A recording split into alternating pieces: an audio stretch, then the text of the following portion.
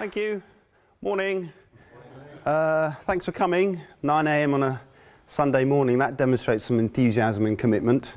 I've come all the way from Southampton. I work at the University of Southampton. I'm a lecturer at the Institute for Complex Systems Simulation, and the work we do there is fundamentally multidisciplinary. I'll give you a couple of examples, or show you a few examples even. We use visualizations of the ocean system. This is a visualization of the major oceanic currents. Some of the things we're interested in is to what extent these currents are stable, how they may change in the future, and how such changes could have a climatic impact.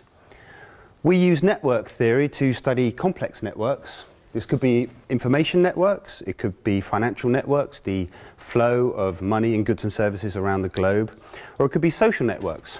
Who knows who interacts with who, how many friends you have to connect through to get from one person to another. We study chemical systems. This is a chemical oscillator. Now, on paper, it looks to be a relatively simple reaction, but when it unfolds over time and space, these quite complicated interacting oscillating spiral patterns can emerge. It exhibits the sorts of behavior that you may think only living systems would show, and we study those too. Although this isn't a real flock of birds, this is a computer simulation of a flock of birds called boids. Now, each individual bird is a very simple thing. It behaves in accordance to 3 simple rules, and on its own it's not very interesting, but when you get a large number of these artificial birds together, they interact and form these dynamical changing shapes. These flocks emerge. And this is something of a common feature with complex systems that we study, because on one level their behavior is complicated, intractable. We can't really understand what's going on, but we can understand that behavior as being the result of the operation of much, much simpler elements interacting at lower levels. My particular interest is with the Earth system, its formation, its evolution over time, and how life has affected that evolution. And we can understand this system as the most complex system in the known universe, because it contains all these systems and everything else that's operating on Earth, all interacting over a wide range of timescales. Now, the thing about the Earth system is, every now and again, it reminds us that we owe our ways of life, and sometimes our very lives, to the environment remaining within relatively narrow bounds.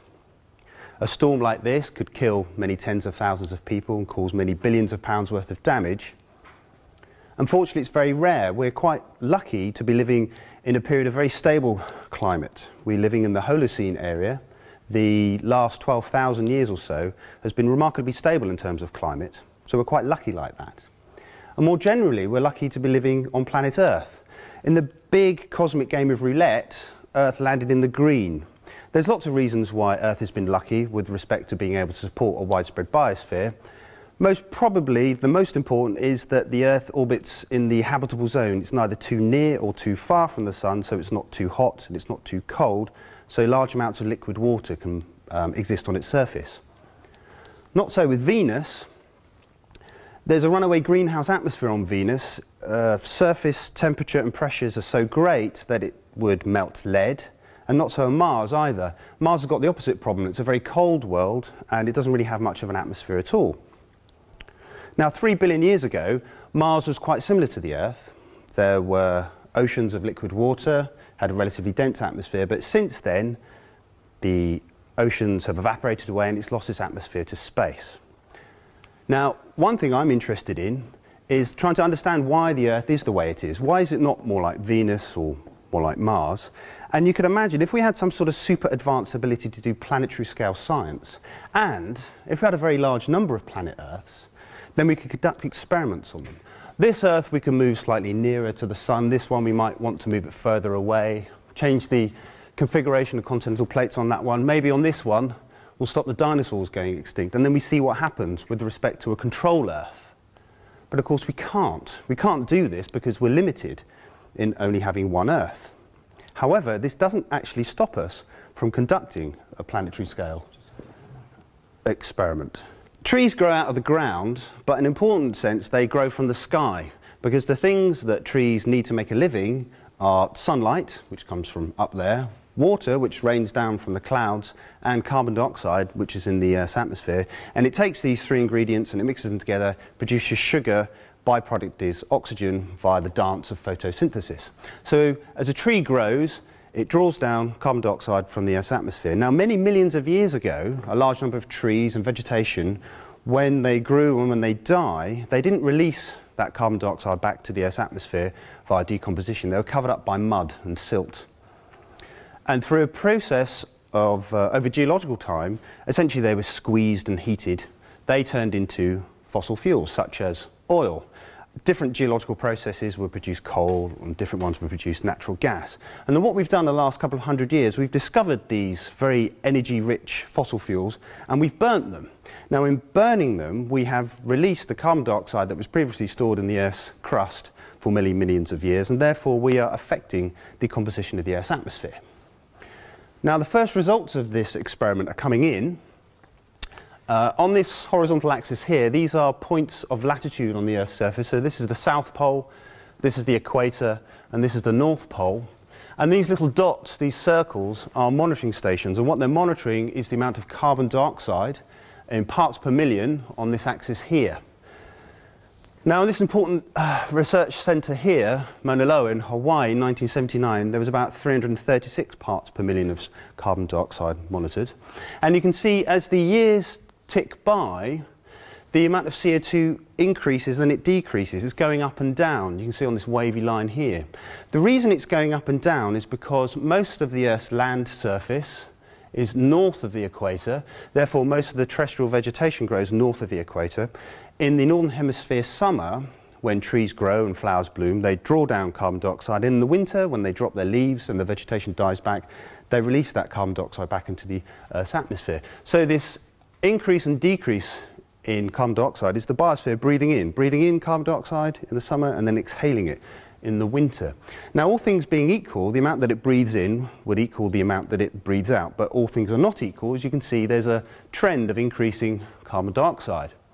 At the moment, it's around 400 parts per million. If we go back using a number of different kind of records and sometimes proxy records, we can see that the pre-industrial amount of carbon dioxide was about 280 parts per million, and the amount of carbon dioxide in the Earth's atmosphere right now is unprecedented with respect to the last 800,000 years, at least. We're having an effect. And it's important to bear in mind that this is a classic example of citizen science. We're all participating in this experiment, whether you drive a car that directly consumes fossil fuels, or whether or not you just use electricity, or use a product which has got embodied energy, which has been produced by fossil fuels. We're all making a contribution, some more, some less. Now, we've known for quite some time that increasing the amount of CO2 in the Earth's atmosphere would typically increase the amount of heat in the Earth's atmosphere, because CO2 is a greenhouse gas. This is a lovely visualization of temperatures of the last 100 years or so from NASA. There's an average temperature here, the temperature between 1950 and 1980, that average temperature, and then whether or not you're cooler or warmer than that. So it goes down to a dark blue, which you can't make out. That's about 2 degrees cooler, or this bright red when you're 2 degrees warmer. And the increasing amounts of CO2 in the Earth's atmosphere have been closely associated with increases in temperature, as theory would predict. And the rate of increasing temperatures is increasing.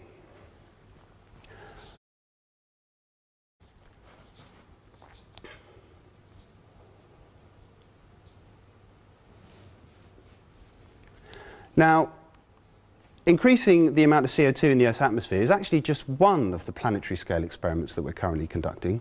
The other one is, well, we're seeing what happens when you significantly reduce the Earth's biodiversity. We're currently in the middle of what some people argue to be one of the great mass extinction events on life on Earth. We typically think of extinction in terms of, iconic species like the dodo, or endangered species like pandas and tigers.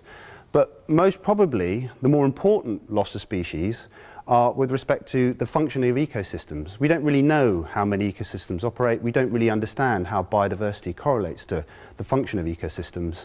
And by reducing the species diversity in ecosystems, we're making them arguably much more vulnerable to things like climate change.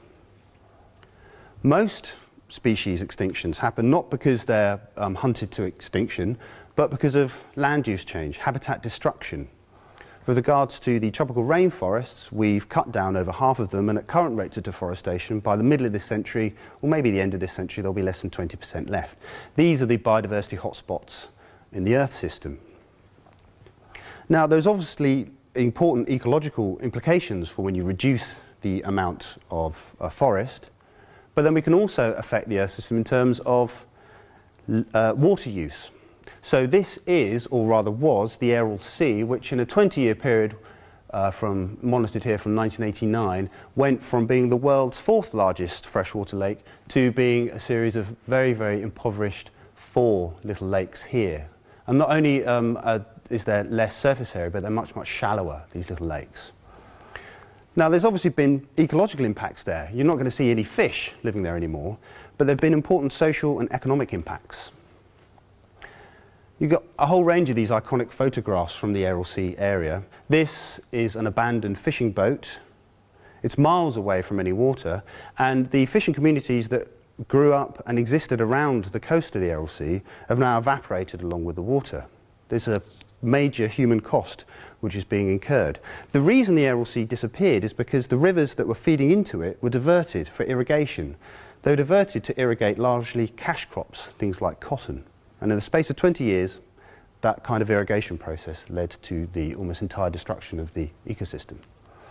So in 2009, a very influential paper was published in the journal Nature, in which they proposed a number of planetary boundaries, 9 planetary boundaries, which they proposed that if we were to exceed, would imperil the Earth system so much that it would be very bad news for us and future generations. We can't keep on pushing this finite system without expecting it to push back in really rather unpleasant ways.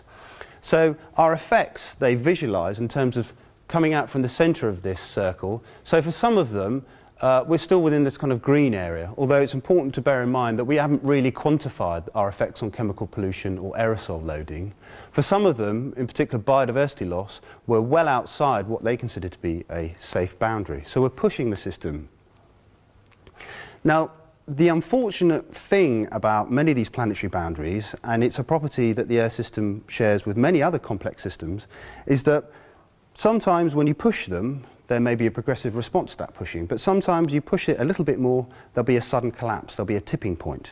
You may be able to suddenly push a boulder to the edge of a cliff, and then a tiny nudge pushes it down to the bottom, and you're never going to get it back. They're rapid and they're effectively irreversible. And this was captured in a study the year before on tipping points in the Earth system, where the authors identified a number of tipping points in the Earth system. Which bits of the Earth system do we think may flip over a period of maybe decades or centuries? And if they were to flip, if they were to suddenly go into another state, how hard would it be to get them back? And for many of these, they're effectively irreversible. If they were to go, if the Amazon was to die back, then we're looking at a large amount of desert, most probably. It's very hard to get that rainforest back. Or the classic example of a tipping point is Arctic sea ice. Now, in the winter, the sea ice in the Arctic increases because it's cold, and in the summer it decreases because it melts. And it increases and decreases over this kind of interannual period. But there's a trend here shown from 1980 of decreasing surface area of sea ice. In fact, what this doesn't show is that there's also been a serious decrease in the thickness, so the actual total volume of sea ice is decreasing. It seems that within the next few decades or even years, we won't have any ice in the summer in the Arctic. And once that ice is gone, it's effectively irreversible because it's hard to see how you get it back. It's affecting the albedo up there. The ice previously was reflecting a large amount of energy away from the sun. As it melts, it exposes the dark ocean water that absorbs much more heat, gets it much warmer. Once the Arctic sea ice is gone, it's not going to come back anytime soon. So this and the notion of planetary boundaries and understanding we live on a finite Earth makes you realise that perhaps the way that we're going is not sustainable. We need to change track. And there's been a tremendous increase in the interest of sustainable living and sustainability, which I think is captured lovely in this cartoon from XKCD.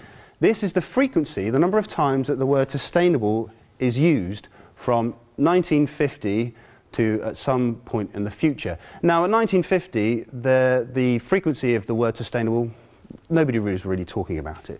Where we are today, it's a significant fraction of the total of English text. And if we were to extrapolate that line out, by 2036, the word sustainable is appearing on every page ever written. Whereas 2061, it's occurring in every sentence. And if we continue at this rate, by the 22nd century, every word ever written is just the word sustainable repeated again and again. Now, the reason there's been this tremendous increase, or how we can show this tremendous increase, is that although this is a straight line, this axis here is not linear, it's logarithmic.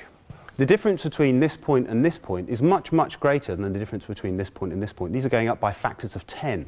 Now, when you see this straight line here, but with a logarithmic plot, it's telling you that the function you're looking at is an exponential function. It's increasing exponentially. There's been a tremendous increase in the use of the word sustainable, and obviously it's silly to extrapolate along this exponential function because you just get to unrealistic values. Now, it's the only bit of maths that I will show, and even then I won't show much of it. It's just three simple mathematical functions. The red function here is a linear function. There's a constant increase in the value of y given x. The blue function is this cubic function, this one here, and the green one's the interesting one. It's the exponential function. Now, for many values of x, or for small values of x, the linear and cubic function have values of y much higher than the green exponential function, but give it enough time and it suddenly takes off. You may start with a very small value, but if the value of the function is determined by the value of x here, if x is in the exponent, then pretty soon the system takes off and you have rapid increase. When it's 2 to the power of x, you've got periodic doubling. Every time you go forward with a new value of x, it's double the period, it's double the value that it was previously. This is human population in terms of billions for the last 12,000 years or so.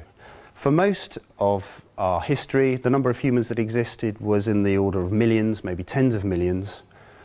Interesting things happened a few thousand years ago, but it's only been in the last few centuries that there's been this exponential increase in the world's population. Now, that can't carry on. If this periodic doubling was to carry on like that, then pretty soon the mass of humans on the Earth would be greater than the mass of the Earth. So at some point it must slow down and stop. And that's not a new observation. There was a very important book, a very controversial book, written by Thomas Malthus on population, who made that same observation. And he said, look, if this green function is your exponential increase in population, and let's say your increasing ability to produce food is maybe a linear increase, or maybe even a cubic increase, depending on how much more food you can make, given a certain amount of area of land, there will be a point where the exponential function will outrun it. If it's a linear increase, it will outrun it here. If it's a cubic, it'll outrun it here. Anything less than an exponential increase in food production will mean that your population will overtake it. And the difference between these points would be starvation and death. You're not producing enough food to feed enough people.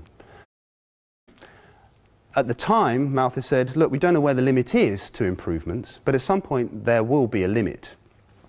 And he made some speculations about where that may happen, and he was completely wrong about where we may run out of food. But he was right about the fundamental limits to exponential growth. The reason he was wrong is because he didn't appreciate or understand the impacts of technology and innovation. This is the amount of food produced per hectare. So how many kilograms of food do you produce per hectare? How much food are you producing per fixed unit of area? And from 1950 to 1960, it was approximately flat. And then it takes off. There is a tremendous increase in the amount of food that the world system was producing the last 50 years or so, 3 or 4 times much more food. Now, if there hadn't been that increase in food production, then it seems quite clear there would have been mass starvation and many millions of people would have died because the population size was increasing, but then it took off. There was a tremendous increase from about 1950. What made that food production possible, that tremendous increase in productivity? Well, it's something that's been called the Green Revolution. It was the increase in pesticides, in fertilizers, in water for irrigation, and in the production of high-yielding crop strains. If we hadn't have done this, we hadn't have consumed a large amount of energy to make this system run more efficiently, then we wouldn't have been able to feed all these people. Now, this is a story that can be told over my lifetime. Here I am in 1972. I'm the smaller one when I had hair. And when I was born at the start of 1972, which was 40 years ago now, which is great, when I was born at the start of 1972, the world population was a little over 3.5 billion. At the start of this year, 2012, the world's population was a little over 7 billion. In my lifetime, the world's population has doubled. The doubling period of the world population is 40 years. Is it going to double again in the next 40 years? Well, it's not. It is slowing down. But even if you're younger than me, even if you're half my age, if you're about 20, there's still been a tremendous exponential doubling period. And we can look at that in terms of energy use. I think this is quite a remarkable statistic. Imagine all the energy consumed from the start of the Industrial Revolution, let's say 1790, up till 1990, about 20 years ago. The same amount of energy was consumed globally in the 20 years from 1990 to 2010. Imagine every piece of firewood, every lump of coal, barrel of oil, volume of gas, electricity produced by wind, solar, wave, nuclear fission, all that energy produced up to 1990 we used again in the last 20 years. In fact, you could go further. You could say since 1990 to today, we've used more energy than the prior 2,000 years, or maybe even the dawn of civilization. The doubling period for energy consumption, the global system, is 20 years, which is a tremendous amount of energy with a tremendous amount of growth. That, in numbers, is about 15, most probably nearer 16 terawatts, 16 million watts of energy we are using at the moment. That's the amount of power our global civilization is consuming. And in terms of a historical perspective, this is what our energy use looks like, because for most of our history, we were limited in our ability to perform work by our muscles or the muscles in other animals, horses or cows or something, or biomass, firewood, peat. It was only in the last 200 years or so that we've discovered these high energy fuels, and there's been this exponential increase in the amount of energy that we've consumed. Now, the one thing that we know is that these fossil fuels are finite. They will run out. There's much debate about peak oil and how it's going to happen and what are the ramifications. But given this tremendous increase in energy use, it seems plausible that over this historical scale, there will be an equally rapid decrease in the amount of fossil fuels that we use. And the question is that we've got right now is, what do we replace it with? Now, there's an issue about timescales here, because if we're going to replace our carbon economy with something else, then we need to produce the science and the technology, we need to build the infrastructure, we need to get in place the things that we need in order to make sure that we can keep the lights of our civilization on. And when it comes to changes in population as well, there seems to be a perfect storm brewing in which by the middle of this century there will be 8 or 9 billion people. We're going to be needing to produce maybe 2/3 more food. There's going to be water stress that we need to deal with. We're going to have to work out how to feed, shelter, house all these additional people without imperiling the finite boundaries of our planet. How can we do that? Well, there's been a number of solutions attempted thus far. Let's talk about carbon dioxide emissions and fossil fuel use. We can characterize the situation like this. At the moment, there are places in the world that have fossil fuels. They have oils, say the Middle Eastern oil-producing nations. And we've got some money, and we give them some money in return for their oil, and we burn the oil, and that produces carbon dioxide in the Earth's atmosphere. So there are places in the Earth where trees grow, these kind of palm trees, fast-growing trees, and as they grow, they draw down a large amount of carbon dioxide. What we then do is you chop them down, and you can convert them into vegetable oil. Now, rather give the money to the fossil fuel producing nations, we give them to the oil producing nations, and then when we burn that vegetable oil in replace of fossil fuels, for example biodiesel, the carbon dioxide that goes into the Earth's atmosphere, well, it was already there anyway. We're not affecting the balance of CO2. It's a steady state system. It's carbon neutral. This was vigorously supported by the European Union, and it put in place a series of incentives, financial incentives, to produce biofuels, which is one of the drivers of deforestation in Southeast Asia. This is a palm oil plantation, it's a monoculture plantation, and previously that would have been home to one of the great areas of biodiversity in the world, and it was chopped down in order to grow palm oil. Palm oil, not just for fossil fuel use, but because palm oil is in everything that we eat these days, has been one of the drivers for deforestation, most probably more like 10 million acres now since 1996. To put that area in some kind of context, it's twice the size of Wales, and that's just in Indonesia. This issue has been playing out in other areas on the Earth. And associated with that destruction in habitat comes a destruction of biodiversity. Here we do have an enigmatic species. This is the Sumatran orangutan. In an 8-year period, its numbers in the wild was reduced by 50%, and it's currently undergoing the steady march to extinction. By the middle or the end of this century, there's most probably not going to be any Sumatran orangutans left in the wild. Now, when it comes to trying to address these global challenges, you may say, Well, it's unfortunate that we have to chop down the rainforest, and we do like orangutans, but these are the kind of trade-offs that you'll just have to make if you're going to get a handle on these challenges. You've got to break a few eggs in order to make an omelette. But even in terms of reductions of carbon dioxide, these plans have been disastrous, because depending on how you remove the rainforest in order to grow the palm oil, some of these processes are slash and burn, and they release tremendous amounts of carbon into the Earth's atmosphere. In fact, depending on how the forest is cleared, it can produce hundreds of times more CO2 than the annual reductions in swapping out the use of fossil fuels. So you'd have to run this biofuel system for centuries before you even broke even. So even in those terms, in terms of trying to reduce the amount of carbon in the Earth's atmosphere, these programs have been completely disastrous. Now, environmentally conscious drivers in Europe didn't want people to chop down their rainforests in order to grow biofuels, but it was a consequence, it was an unforeseen consequence of the stimulus to produce palm oil. And what this can lead to, if we're not careful, is a sense of fatalism and frustration, that there's this perfect storm coming and we can't really control the system. The best response that we could do is maybe batten down the hatches and try and prepare for the worst. Don't seek solutions, just try and survive the coming storm. So when a complex system like the Earth, because we can't control it, then we shouldn't even try.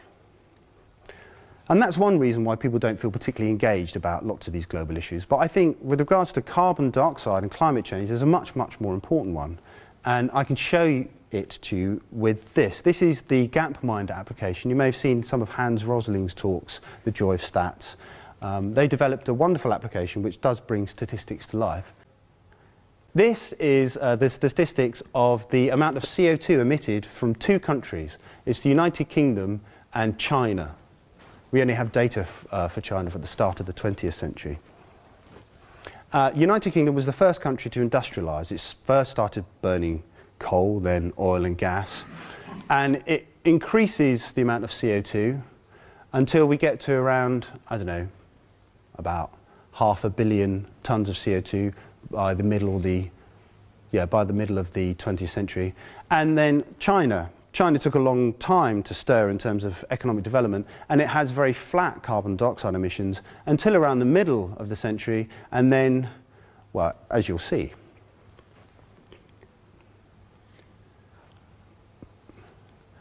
So given this tremendous rise in the amount of carbon dioxide that is produced in China, some people, and actually you hear this argument quite a lot, is if they're not going to try and reduce their emissions, why should we bother?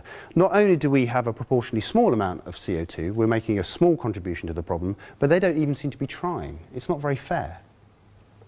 Now I want to address that somewhat tangentially. A 2004 Health and Development Agency study that wanted to find out what do you do in your leisure time. So they asked people, what have you done at least once in the last 4 weeks? So what's the most popular activity in the UK? It's eating and drinking. That's what we do. If this was an Olympic sport, we'd be in good chances for a gold this summer, most probably, because that's what we do. We eat and we drink. What's our second most popular activity? What do we do? We eat and drink. Sex. Thanks. No. Shopping. Shop till you drop. And that's shopping in a centre. That's not, just popping around the corner. That's shopping as a leisure activity. And we don't shop because we need these things. We shop because we like it. We enjoy shopping. We enjoy collecting material possessions. Now, given that shopping and consuming things is quite important to us, and we enjoy it, you may think that a large number of us are employed in the sectors which make things, in the manufacturing and industry sectors. Well, as you most probably know, there's been a long-term decline in the number of people who are working in industry. This isn't just manufacturing, but it's a good proxy. So from 1980 to around today, 1980 it was a little under 40%. Now there's most probably a little over 20% of people who are employed in the industrial sector. We live in a service sector economy now. Is that because we've become more efficient at making things? There's more robots, there's more efficient factories. Well, that's not the case either. This shows the amount of net investment in UK manufacturing since 1960 to 1995. And basically one way to understand that is that if you're above this line, you're putting money into manufacturing. Every pound that you make by making something, how much of that pound do you invest back in?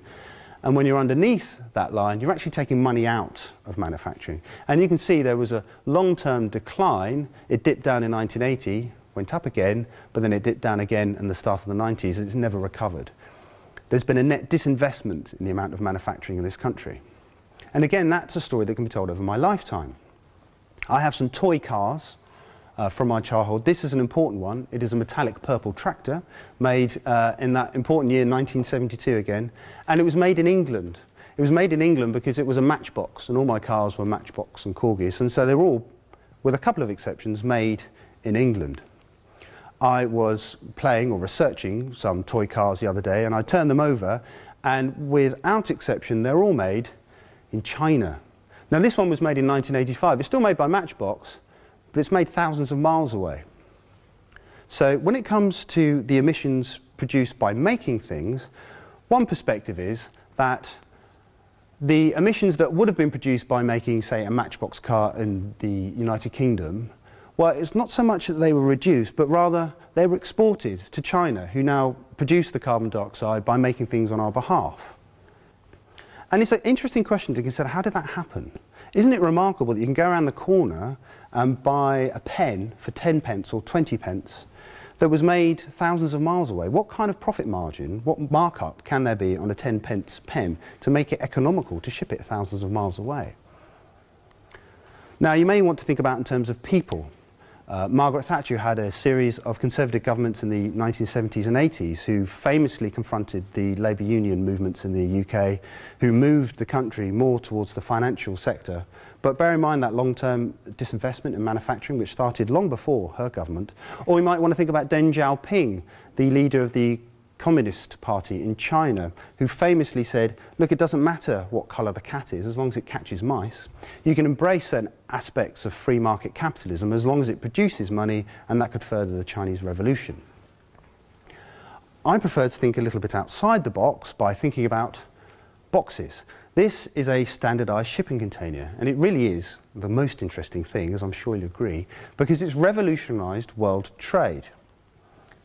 This is a typical cargo ship from the 1960s. It's got a displacement of about 1,000 tonnes, so it can carry about 1,000 tonnes of goods. And you noted these things here, which are not sails, but cranes. And every cargo ship had its own set of cranes because all the cargo was packed in different types of boxes and sacks and packages. And unloading and loading one of these ships would have been a significantly manually intensive exercise. This is the docks from Liverpool in 1972. You can tell it's 1972. It looks dull and black and white. There's one of these cargo ships here. These are, incredible as it sounds, cars made in Britain being exported to other countries. But you can see, just over here, there's a new type of ship with some shipping containers on, and there's a new kind of crane. This is Southampton docks today. Pretty much everything into and out of Southampton docks, and any dock in the world, comes via these standardised shipping containers. And they've revolutionised world trade because they are a standard format. The same locking mechanism can put this shipping container on a boat or a truck or a train in Southampton or Shanghai or anywhere in the world. And associated with that standardisation has been a tremendous increase in the size of cargo ships. This is the Emma Maersk. When she was launched in 2012, she was the second largest ship in the world. She was the largest cargo ship. She was larger than the nuclear-powered USS Enterprise, larger than the Queen Mary II. The only ship bigger than her was the supertanker, the Knock Nevis. And this cargo ship can carry over 13,000 standard shipping containers. You can't make any profit if you ship one 10 pence pen, but you can if you can ship many, many millions. And this is what the increase in shipping containers has allowed us to do. And we can see that in terms of a network of cargo ship movements. This is a study of 2010. The dark red colour is when there's less than 10 shipping movements. It goes all the way up to, well, greater than 5,000 in terms of a journey of cargo ships. And you can see where the major routes are. And the most important node in this network is China. In 2010, there were over 100 million movements of standard shipping containers within, into and out of mainland China. And we can see the effects of this increasing, amount of trade. This is the trade balance, and I've shown two countries. It's the United Kingdom in orange, and it's China in red. This isn't the trade to and from United Kingdom as China. It's any trade into and out of China, any trade into and out of United Kingdom. But it's interesting because if you're above this blue line, you are exporting more than you are importing, and if you're underneath it, you are importing more than you are exporting. And for most of this period, the UK and China were pretty much breaking even in terms of imports, exports, but then they strongly diverge here. Tremendous increase in the amount of exports in China, and a significant increase in the amount of imports in the United Kingdom. It's worth bearing in mind that this period here, this was our economic miracle. This was the end of boom and bust, when we were earning more and more and we could afford to buy more and more things, but those things weren't becoming more expensive, largely because we weren't making them anymore. And the last piece of data that I want to show you is the amount of carbon dioxide emitted per person. Okay, so this isn't for a country, this is an average person within a country. How much carbon dioxide do they produce over time? So it starts in 1820, it goes up to 2006. And for a large portion of that time, an average person in the United Kingdom was emitting the most amount of CO2 because we industrialised first. It wasn't until the start of the 20th century we were overtaken by the United States, and we are still, per person, producing more CO2 than an average person in China. And remember, there are tremendous disparities in the amount of carbon emissions within this country and also in China. The vast majority of people in China don't really emit any CO2 at all because they're still living in rural areas. Now, the irony with climate change and CO2 emissions is that the people who have contributed most of the problem, these people up here, of which we are firmly within, are those same people who are in the best place to deal with climate change. We can afford to turn our air conditioning up, we can afford to invest in new flood defences, we can insulate ourselves largely from the effects of climate change. Whereas at the very same time, these people down here, and bear in mind this is a logarithmic plot, so these countries here, mainly in Africa, aren't really producing any CO2 at all. These people are in the worst place. They don't have the resources to deal with the changing climate that we up here have largely been responsible for. So just in terms of climate change and understanding where it interacts with population and trade, it's a multifaceted, it's a multidisciplinary kind of issue. And we're trying to capture some of these issues at the University of Southampton by running a new and innovative new undergraduate module. It's called Global Challenges, and it tries to take this systems perspective, something of a complex systems perspective. So we can't just exclusively think about CO2 emissions, we can't just think about population pressures. We have to think about them as a system, as an interconnected system.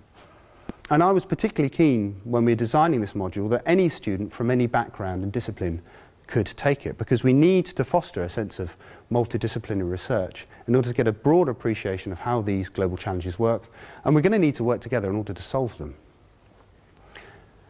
Now, there's another reason why we want all students from all departments to take part, is because the student experience can be quite insular.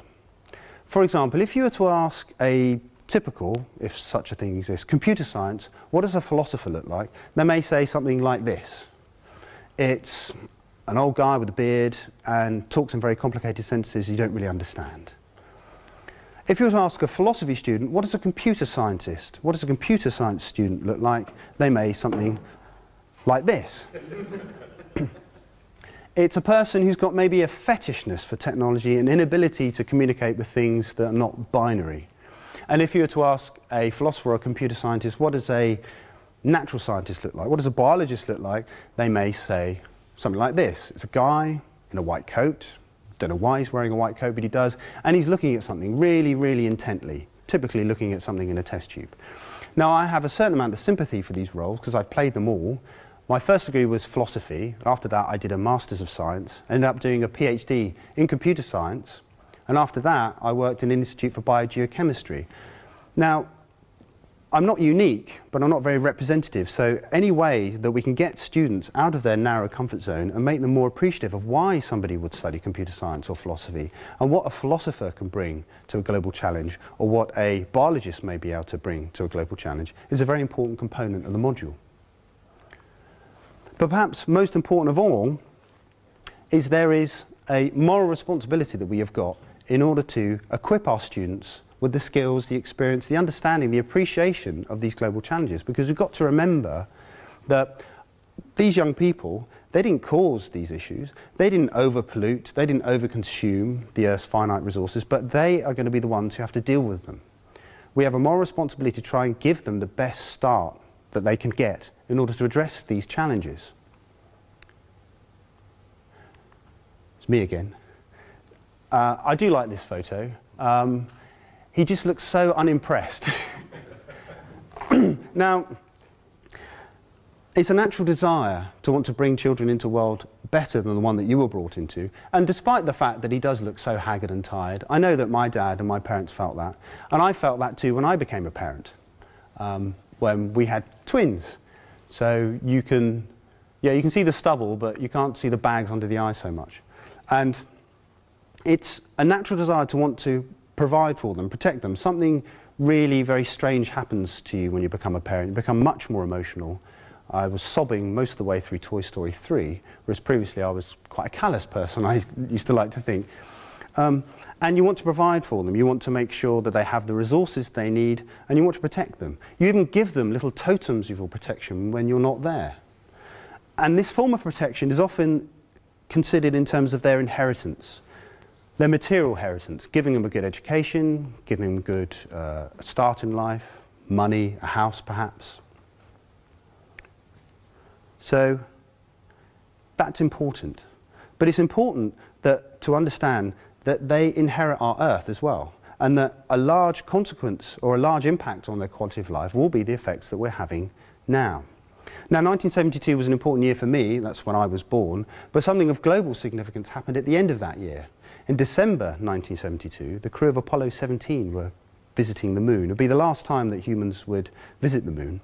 And as they left the Earth, they turned back and they took a photograph of the receding Earth, a photograph that would prove to be one of the most widely reproduced photographs of all time. It was this one. It came to be known as the blue marble for pretty obvious reasons. Now, some people cite this photograph as being the birth of the modern environmentalism movement. And it profoundly affected a large number of people. It particularly affected the author and scientist Carl Sagan. This is another view of the Earth taken by previous Apollo crew. It's called Earthrise. And in his book, The Pale Blue Dot, Sagan wrote that our planet is a lonely speck in the great enveloping cosmic dark. In our obscurity, in all this vastness, there is no hint that help will come from elsewhere to save us from ourselves. It is up to us. Now, with respect to the global challenges, it is up to us. And that may sound like an onerous responsibility. You know, I didn't volunteer for this, it's not my job, I don't want to do it. But if you appreciate the extraordinary period in history in which we live, and if you acknowledge that our actions right now will have a profound impact on those that follow us, and if you care about the welfare of our children and the quality of life that future generations will have, then there really is no one else. It is up to us. Thank you very much for your attention.